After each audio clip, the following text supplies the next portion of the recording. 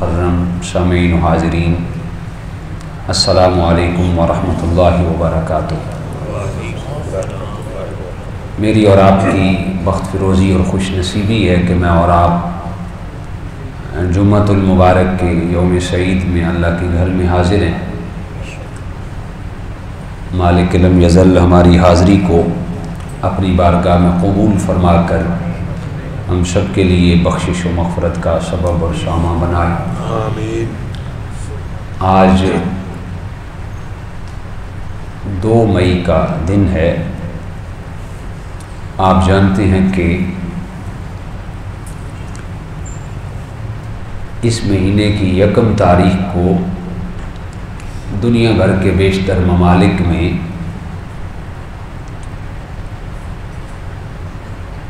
مزدوروں کے دن کا عالمی دن منایا جاتا ہے، جس کو لیبر ڈے کا نام دیا جاتا ہے۔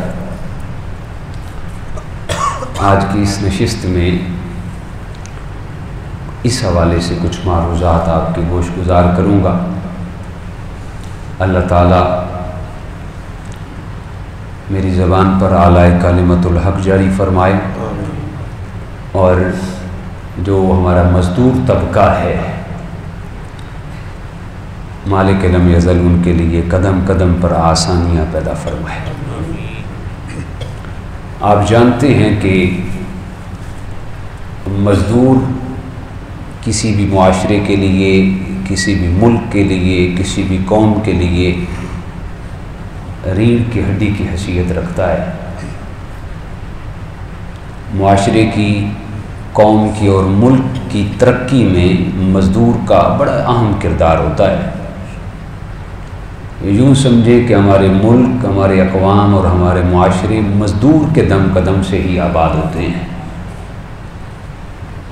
بلکہ اللہ خلاق کائنات نے تو اس سے بھی آگے کی بات کی۔ فرمایا هل ترزقون بضعفائکم، یہ جو تم پر آسمان سے بارش برسائی جاتی ہے یہ بھی انہی مزدوروں کا صدقہ ہی برسائی جاتی ہے۔ یہ جو زمین اناج اگاتی ہے یہ بھی انہی مزدوروں کے صدقے سے ہی اگاتی ہے۔ اگر یہ مزدور غریب اور پسماندہ اور درماندہ لوگ اگر یہ نہ ہوں تو امیروں کے لیے تو ایک دن ہی سانس لینا محال ہو جائے۔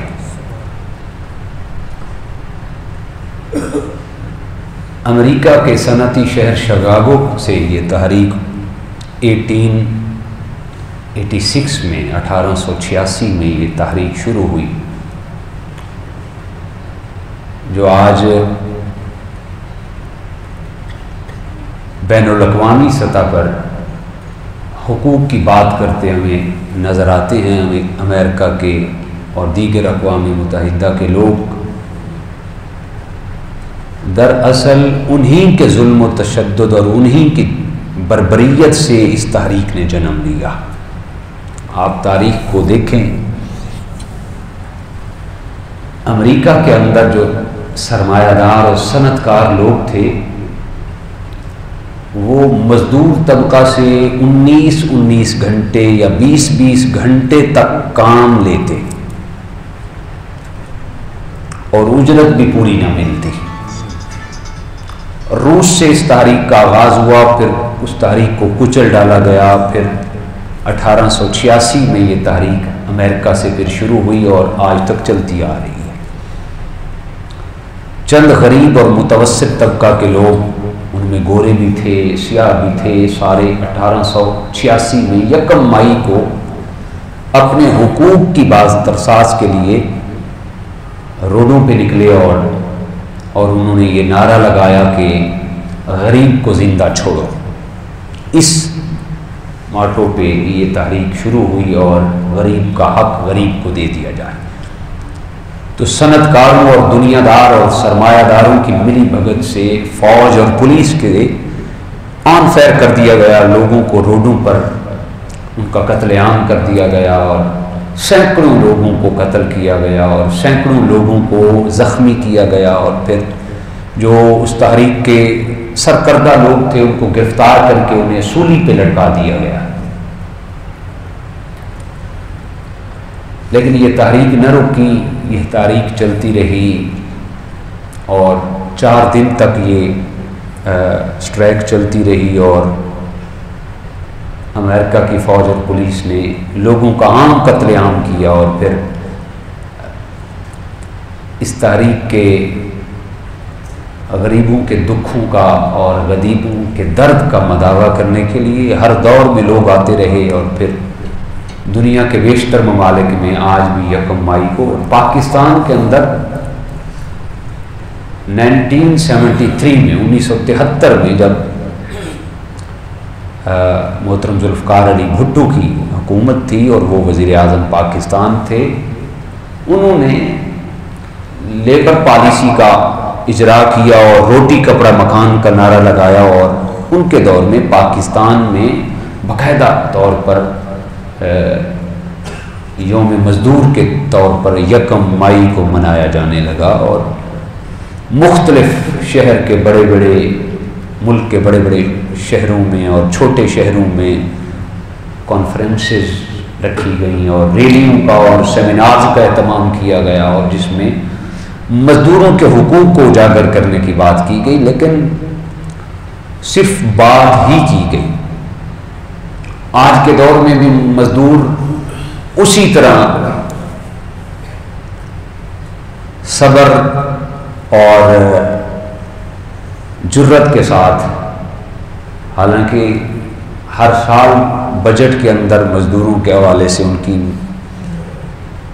ماہانہ اجرت کا ایک فگر فکس کیا جاتا ہے، میرا خیال ہے اس سال کو 37,000 ہے جی، لیکن آج بھی آپ چلے جائیں تو 10,000 12,000 15,000 میں لوگ ماہانہ طور پر کام کرتے نظر آتے ہیں، اور بڑے کم لوگ ہیں جو 37,000 دے رہے ہیں، اور پھر وہ جب 37,000 دیتے ہیں نا تو پھر ساتھ یہ بھی کہتے ہیں 2-3 مہینوں کے بعد لگتا ہے بڑے پیسے کما لیے، اب تمہاری چھٹی کروانی پڑے گی، اور جانے کہاں جائیں۔ العلماء ورثۃ الانبیاء کا جو ٹائٹل رکھنے والی قوم ہے اس دنیا کے اندر، جو علماء انبیاء کے وارث ہیں، وہ بھی 20-20 25-25,000 30-30,000 میں ڈپٹی کر رہے ہیں، اور جن کو 40,000 یا 45,000 ملتا ہے، تو اگر 200 نمازی ہیں تو کم از کم 150 نمازی ان سے تنگ ہوتا ہے۔ یہ میں آپ کی بات نہیں کر رہا، الحمدللہ ہماری انتظامیہ مسجد کی ہمارے ساتھ اچھا تعاون کرتی ہے، لیکن حالت یہی ہے معاشرے کی، 90% پاکستان کے اندر اچھا کھانے والے مولوی کو قبول نہیں کرتے لوگ، اچھا پہننے والے عالم کو لوگ قبول نہیں کرتے، اچھی گاڑی استعمال کرنے والے کو لوگ قبول نہیں کرتے۔ لوگ کہتے ہیں ان کے ذہنوں کے اندر تو ایک سکیچ تیار ہے، امام وہ ہوتا ہے جس کے پٹے پرانے کپڑے ہوں، امام وہ ہوتا ہے جس کی ٹوٹی پھوٹی، جیسے کراچی میں موٹر سائیکلیں چلتی ہیں ایسی موٹر سائیکل ہونی چاہیے، امام کا کیا کام کہ وہ گاڑی چلائے، بڑا وہ کہ دنیا کا کوئی انسان ہے، وہ تو فرشتہ ہونا چاہیے۔ تو ہمارے ذہن کا یہ تغیر، یہ خود مجھے اس فیلڈ میں 15 سے 16 سال ہو گئے، یہ دوسری میری مسجد ہے، میں اور آپ کو بات کیا بتاؤں۔ کچھ دن پہلے میرے ایک دوست ہیں، وہ فینس کا کام کرتے ہیں پنکھوں کا، انہوں نے مجھے ایک پوسٹ بھیجی کہ آپ بھی یہ اپنے سٹیٹس پہ لگا دیں۔ ہماری قوم کا یہ المیہ ہے، وہ نہیں چاہتی کہ اس قوم کے امام سدھر جائیں۔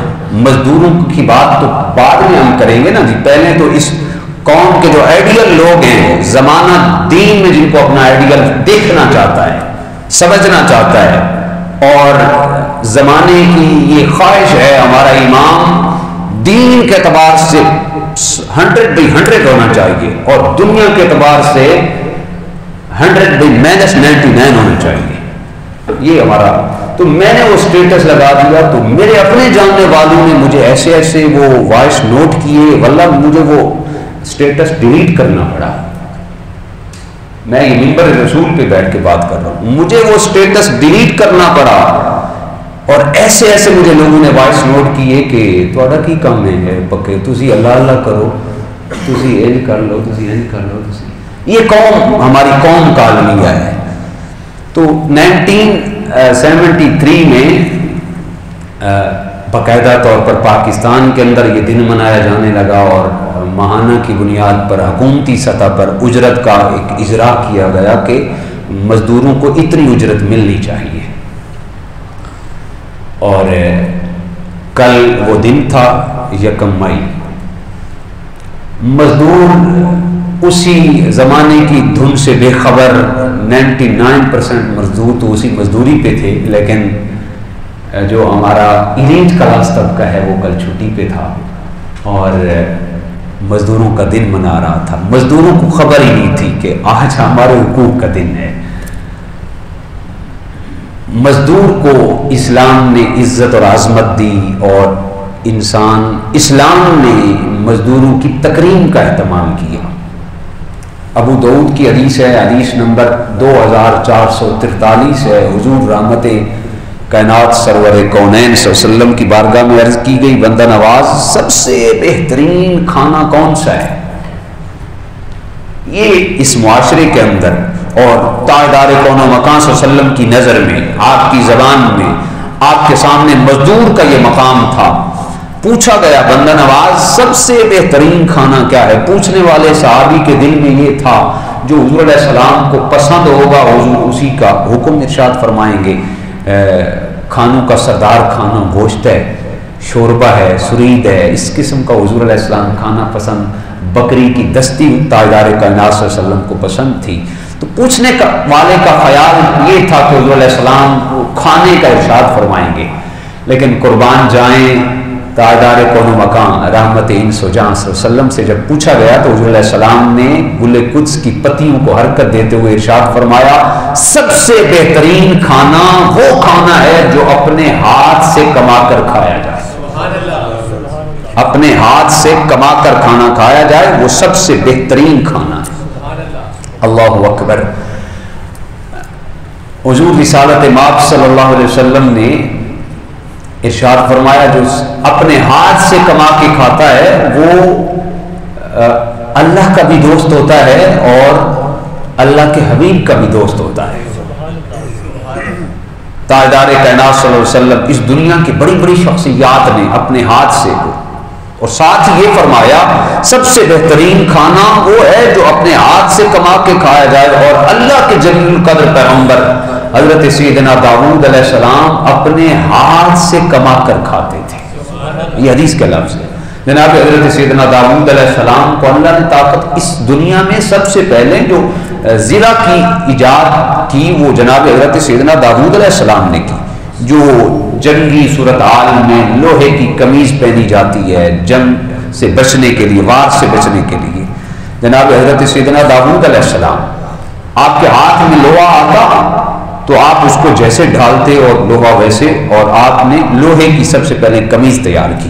اور جناب سیدنا آدم علیہ السلام سے انسانیت کا آغاز ہوا. آپ کاشتکاری کے پیشہ سے تھے اور جناب حضرت سیدہ اماں حوا سوت کاتا کرتی تھی اور اپنی اولاد کے کپڑے بنایا کرتی تھی. جناب حضرت سیدنا موسیٰ کلیم اللہ علیہ، جناب حضرت نوح علیہ السلام بڑائی کا کام کرتے تھے، لکڑی کا کام کرتے تھے. اور جناب حضرت سیدنا دانیال علیہ السلام، جناب ادریس علیہ السلام، جناب لقمان یہ درزی گیری کا کام کرتے تھے جو کپڑوں کو سلائی کیا جاتا ہے. جناب حضرت ابراہیم علیہ السلام بھی کاشتکاری کا کام کرتے تھے. اور پھر جناب رسالت مآب صلی اللہ علیہ وسلم اس دنیا کی کائنات کے سب سے بڑے بادشاہ، دنیا کے امام الانبیاء رحمت کائنات صلی اللہ علیہ وسلم آپ تجارت بھی کرتے تھے اور بکریاں بھی چرایا کرتے تھے. مقام ابجد پر تاجدار کائنات صلی اللہ علیہ وسلم اپنے اہل و عیال کے لیے مکہ کے لوگوں کی بکریاں چراتے. اس میں کوئی عار نہیں ہے. بڑے بڑے انبیاء جناب موسیٰ کلیم اللہ علیہ السلام 10 سال تک جناب سیدنا شعیب علیہ السلام کی بکریاں چراتے رہے. اس میں کوئی محنت میں عظمت ہے. یہ جو آج کا دور چل چکا ہے نا، ہر بندے کو بس وہ کہتے ہیں مجھے ورثے میں جو چیز ملے ہوئی ہے، بس اپنے بیاپ پہ اپنے بل بوتے پر کوئی کام کرنے کے لیے آج کے دور میں تیاری نہیں ہے. اگر کوئی والد نہ چھوڑ کے جائے تو اولاد کو ساری زندگی تانے مارتی رہتی ہے میرے لیے والد نے چھوڑا کیا ہے.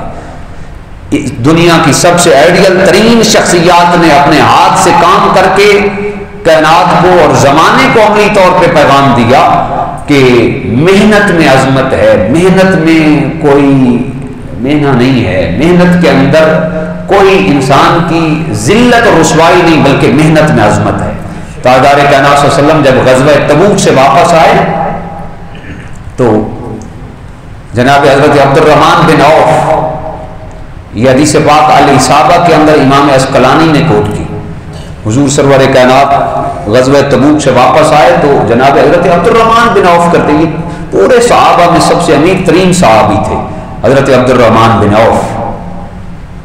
وہ کہتے ہیں کہ میں نے زندگی بھر کبھی خواہش نہیں کی کہ میں غریب ہوتا۔ ایک دن جناب حضرت عبد الرحمن کہتے ہیں میں نے خواہش کی کاش مالک مجھے غریب ہی بنا دیتا۔ حضور نے فرمایا اے عبد الرحمن تم جنت میں جاؤ گے، لیکن جنت میں تم سب سے آخر میں جاؤ گے، تمہیں اللہ نے جو صاحب ثروت بنایا ہے حساب و کتاب میں تمہیں اتنی تاخیر لگے گی کہ سب سے آخر میں جنت میں۔ اللہ اکبر۔ حضرت عبد الرحمن کہتے ہیں میں نے ایک دن خواہش کا اظہار کیا کاش میرا مالک مجھے غریب بناتا۔ وجہ کیا پیش آئی؟ حضرت عبد الرحمن بن عوف کہتے ہیں حضور سرور کائنات غزوہ تبوک سے واپس آئے تو صحابہ استقبال کے لیے مدینہ سے باہر نکل کے گئے تاکہ حضور علیہ السلام کا استقبال کیا جائے۔ ان میں حضرت سعد انصاری رضی اللہ تعالیٰ کھیتی باڑی کا کام کرتے، کدال چلاتے، کہی وغیرہ کیا کہتے ہیں کئی کدال وغیرہ بیلچا وغیرہ اس سے کام کرتے اور بڑے بڑے پتھر توڑتے، اور حضرت سعد انصاری بھی حضور علیہ السلام کے استقبال کے لیے آگے بڑھے۔ حضور جب تشریف فرما ہوئے تو حضرت سعد آگے بڑھے اور تاجدار کائنات صلی اللہ علیہ وسلم کے ہاتھوں میں ہاتھ دیا۔ حضور کے جب پیارے پاکیزہ معطر و منور ہاتھ جو برف سے زیادہ ٹھنڈے ہوتے تھے، دودھ سے زیادہ سفید ہوتے تھے، اور اس ہاتھوں میں ہاتھ آ جانا امن کی ضمانت ہوتا تھا، جن کے ہاتھوں کی قسمیں اللہ قرآن میں اٹھاتا ہے وما رمیت اذ رمیت ولکن اللہ رما۔ اے معبود جو آپ نے پتھر پھینکے یہ آپ نے نہیں پھینکے، یہ تو خدا نے پھینکے، ید اللہ فوق ایدیہم۔ تو ان ہاتھوں میں جب جناب حضرت سعد انصاری نے ہاتھ دیے تو ان کے ہاتھ بڑے نا سخت تھے، بندہ کام کرتا رہے نا ان کے ہاتھ بڑے سخت ہوتے ہیں۔ آج بھی آپ دیکھ لیں مزدوروں کے ہاتھ، یہ اعزاز اور بہتر ہے اس زمانے کا، یہ جو میری اور آپ کی ہم سب کی خام خیالی ہے، ہم غریب کو سمجھتے کچھ نہیں۔ ہماری مسجد کا یہ رونا ہے اور مساجد کا بھی ہوگا، غریب امیر بندے کے ساتھ صاف کپڑے والوں کے ساتھ میلے کپڑے والا کھڑا ہو جائے تو ہم ایسے دیکھتے ہیں یہ میرے کیسے قریب آ کے کھڑا ہو گیا، ایسے ہے کہ نہیں؟ میں غلط تو نہیں بات کر رہا، یہ المیہ ہے۔ تاجدار کائنات کے ہاتھوں میں حضرت سعد انصاری کے ہاتھ آئے تو حضور علیہ السلام نے فرمایا سعد تمہارے ہاتھ اتنے سخت ہیں، تمہارے ہاتھ اتنے سخت کیسے ہو گئے؟ عرض کی بندہ نواز میں کدال سے کام کرتا ہوں، پتھر بسا اوقات توڑنے پڑتے ہیں تو اہل و عیال کا پیٹ پالتا ہوں، والدین بوڑھے ہو چکے ہیں، آقا کام صبح ہوتی ہے کام پہ نکلتا ہوں تو شام ہو جاتی ہے کام کرتے کرتے میرے ہاتھ سخت ہو چکے ہیں۔ زمانے کی خواہش ہے مصطفیٰ کے قدموں کے ساتھ لگنا، مصطفیٰ کے قدموں کو بوسہ دینے کی توفیق مل جائے۔ زمانہ تو تاجدار کائنات کے قدموں میں پہنچنا اپنی معراج سمجھتا ہے، لیکن قربان جائیں حضرت سعد انصاری اور اس مزدور کی عزت اور عظمت پر تاجدار کائنات نے جب حضرت سعد کے ہاتھوں کو دیکھا نا، حضور علیہ السلام نے خود جھک کر ہاتھوں کو اوپر نہیں کیا۔ الاصابہ کے اندر امام عسقلانی لکھتے ہیں حضور علیہ السلام جھکے اور جھک کر حضرت سعد انصاری کے ہاتھوں کو تاجدار کائنات نے بوسہ دینا شروع کر دیا۔ حضرت سعد انصاری کے ہاتھوں کو بوسہ دینا شروع کر، اور ساتھ ہی ارشاد فرمایا ہذہ ید لا تمسہ نار، یہ وہ ہاتھ ہیں جہنم کی آگ ان پہ حرام ہو چکی ہے، جہنم کی آگ ان کو کبھی نہیں چھوئے گی۔ اللہ اکبر۔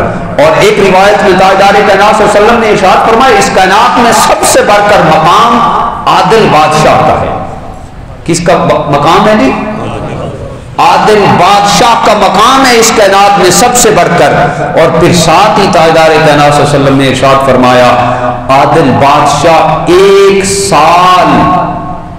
ایک سال جہاد کرتا رہے اور زمانے کو عدل و انصاف سے بھرپور کرتا رہے، کہاں وہ عادل بادشاہ؟ اور پھر ساتھ ہی حضور علیہ السلام نے ارشاد فرمایا جو ثواب اللہ عادل بادشاہ کو زمانے میں سب سے بڑھ کر اعزاز ہے عادل بادشاہ کا، جو سال بھر جہاد کرنے کا ثواب اللہ عادل بادشاہ کو عطا فرماتا ہے، اپنے ہاتھ سے کما کر اپنی اولاد کو رزق حلال کھلانے والے کو اللہ اتنی ثواب عطا فرماتا ہے۔ اور پھر حضور علیہ السلام نے ایک موقع پہ کنز العمال کی حدیث پاک ہے، تاجدار کائنات صلی اللہ علیہ وسلم نے ارشاد فرمایا جو بندہ صبح سے لے کر شام تک کماتا رہتا ہے اپنے ہاتھ سے اولاد کا پیٹ پالنے کے لیے، رزق حلال کے حصول کے لیے، صبح سے شام تک کماتا ہے، تاجدار کائنات صلی اللہ علیہ وسلم نے ارشاد فرمایا اللہ اسے پورے دن عبادت کا ثواب عطا فرماتا ہے، پورے دن کی عبادت کا ثواب، رزق حلال کمانا عین، کیونکہ آپ نوٹ جو ہوتے ہیں نا جی، یہ جو پیسوں کے 50 ہے 100 ہے 500 ہے 1000 ہے، اس پہ لکھا ہوتا ہے نا رزق حلال عین عبادت ہے، یہ حدیث پاک کا مفہوم ہے۔ اللہ اکبر۔ غریبوں کی، میرے آقا غریب پرور تھے، غریبوں کا مقام دیا تاجدار کائنات، مزدوروں کو ایسی ایسی عزتوں کی معراج عطا کی۔ حضرت ربیعہ بن کعب رضی اللہ تعالیٰ عنہ تاجدار کائنات کو وضو فرمایا کرتے تھے، رات کا جو وضو تھا حضرت ربیعہ حضور علیہ السلام کو کی بارگاہ میں حاضر ہوتے اور آ کر وضو کرواتے۔ اللہ اکبر۔ حضرت ربیعہ ایک دن وضو کروا رہے تھے، تاجدار کائنات صلی اللہ علیہ وسلم نے ارشاد فرمایا ربیعہ وضو کرواتے رہو گے، شادی کیوں نہیں کرتے تم شادی کیوں نہیں کرتے؟ حضرت ربیعہ نے عرض کی بندہ نواز میرا اتنا حسن بھی نہیں ہے، اتنا مال بھی نہیں ہے، میرے پاس گھر بھی نہیں ہے، بھلا مجھے کون دے گا، مجھے رشتہ کون دے گا؟ یہ جملے ادا کیے، تاجدار کائنات بھی خاموش ہو گئے۔ اللہ اکبر۔ صرف وضو کرنے والے کو کون ایسے اکرام سے نوازتا ہے؟ وہ بھی مزدوری اجرت کرتے تھے، حضور کی خدمت کرتے۔ آج ہمارے ہاں تو 25 سال تک بوڑھا خدمت کرتا رہے ایک گھر کے اندر، 25 سال کے بعد جب وہ بوڑھا ہوتا ہے، کھانسی لگتی ہے، تو ہم ساتھ ہی دوسرے دن یہ کہہ دیتے ہیں کل اپنے بچے کو کام پہ بھیج دینا، تم سے اب وہ کام نہیں ہوتا۔ کہاں ہماری وہ معاملہ، اور حضور رحمت کائنات نے دوسرے دن حضرت سعد آئے تو حضور علیہ السلام نے وہی سوال پھر کر دیا، سعد وضو کرواتے رہتے ہو، شادی کیوں نہیں کر لیتے؟ حضرت سعد حضرت ربیعہ بن کعب نے عرض کی یا رسول اللہ صلی اللہ علیہ وسلم میرا حسن بھی نہیں ہے، مال بھی میرے پاس کچھ نہیں ہے، اور میرا گھر بھی نہیں ہے۔ حضور علیہ السلام خاموش ہو گئے۔ جب حضور علیہ السلام چلے گئے تو حضرت ربیعہ کہتے ہیں میرے ذہن میں خیال آیا ربیعہ تو بھی کیا عجیب انسان ہے، تاجدار کائنات جو کام نہ ہو رہا ہو حضور علیہ السلام کے تو ایک اشارے ابرو سے کام سارے سر انجام ہو جاتے ہیں، حضور کروانا چاہتے ہیں اور تم اپنے رونے روتا ہے۔ ذہن میں سوچ لیا اگر کل حضور نے پوچھ لیا تو میں عرض کر دوں گا حضور آپ ہی کروا دیتے۔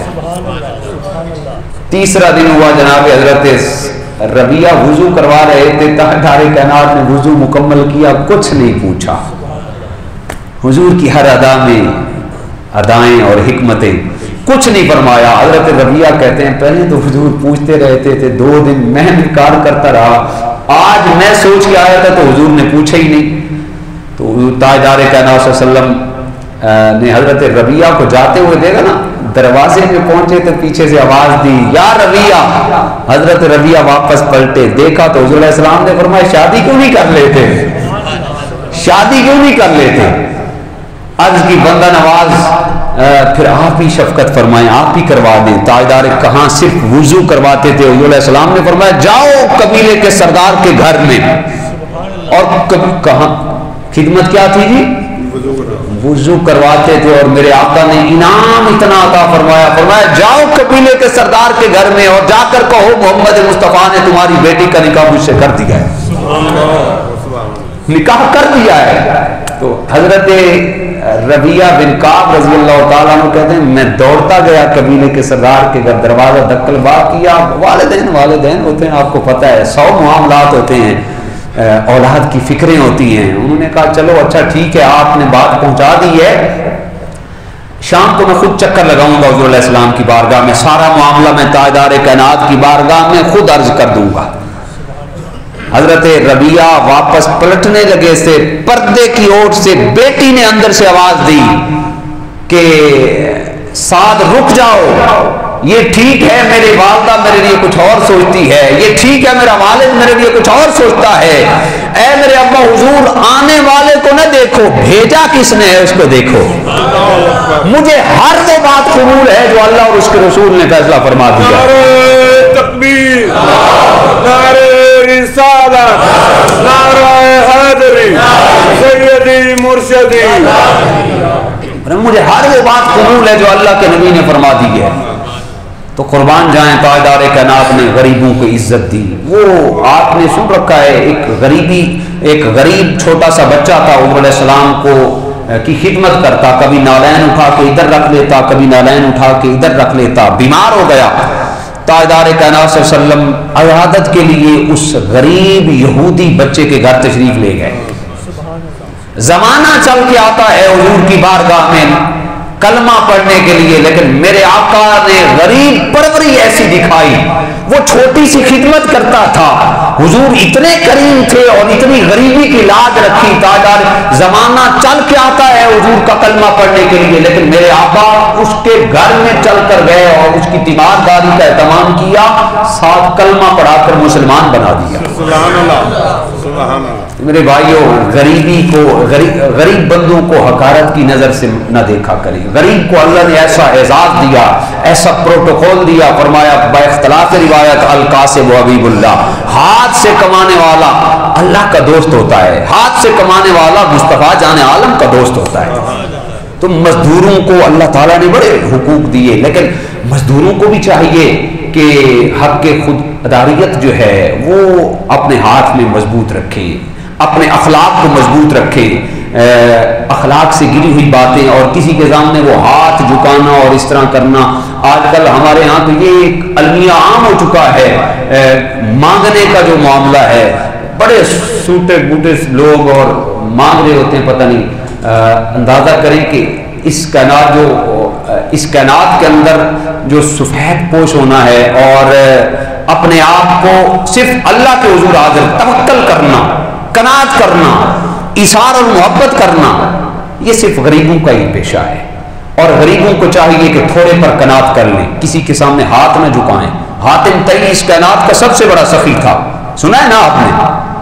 حاتم طئی سے کسی نے ایک دن پوچھ لیا کہ اے حاتم طئی بڑے سخی ہو، کیا اپنے سے بڑھ کر بھی کسی سخی کو تم نے دیکھا ہے؟ حاتم طئی سے پوچھ لیا تو حاتم طئی نے کہا ہاں، میرے شہر کے اندر جو فلاں بوڑھا ہے نا وہ مجھ سے بھی زیادہ سخی ہے۔ حاتم طئی سے پوچھنے والے نے کہا وہ کیسے؟ تو حاتم طئی کہنے لگا ایک دن میں نے پورے شہر میں اعلان کیا کہ آج سب کا کھانا میرے دسترخوان پہ ہے، علماء کو بلایا، تجار کو بلایا، ادیبوں کو بلایا، غریبوں کو بلایا، امیروں کو بلایا، سب کو بلایا، سارے حاتم طئی کے دسترخوان پہ آ گئے۔